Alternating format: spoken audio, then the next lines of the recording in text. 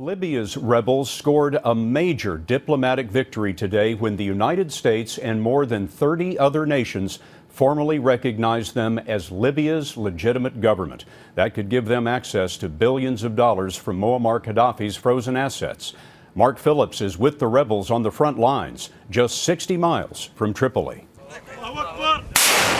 The rebels in Libya's western mountains have learned to fight fire with fire. Twice now they've launched attacks in the seesaw battle over the strategic village of Qawalish, which sits just 60 miles from Tripoli, firing rockets they'd previously captured from government troops back at them. Qaddafi loyalists fell back under the barrage, but the 10-day battle for Qawalish has taken its toll on the rebel side.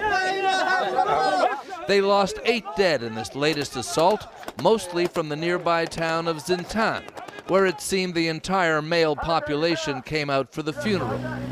The citizens' army of clerks and workers and students and just about everything else lacks a coordinated strategy, and the local commander says has no direct communications with NATO's air cover. How quickly will you push forward? We have to coordinate with the NATO. When we get permission from the NATO, then we will go. We will advance. You're waiting for NATO permission. Yes, we are waiting the NATO permission. The rebels now nervously guard their front again, hindered by their makeshift weapons, and because these mountain people fight in small, disjointed bands from individual, often rival towns.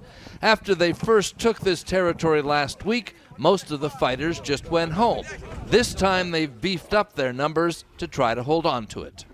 The rebels here have another problem. They've taken control of their own towns, their own mountain region, but beyond here, down on the plain, there are different tribes, different people, different loyalties. And in this fight, we will never give up. Heart will only take them so far. We are more than ready. Can you do? Are you capable of doing it? Yes, I'm capable. We are all capable. So I'm civilian. I'm not a soldier. But with this, I can do magic. Magic is what it might take. Mark Phillips, CBS News, near Qawalish, Libya. After watching Mark's story, we were wondering, as you might be wondering, how are the rebels going to overthrow Qaddafi by force? Well, the answer is most likely they're not.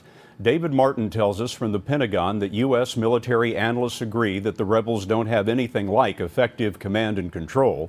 The hope is that economic sanctions, NATO's air campaign, and a little pressure from the rebels will convince Qaddafi's inner circle that the dictator has to go.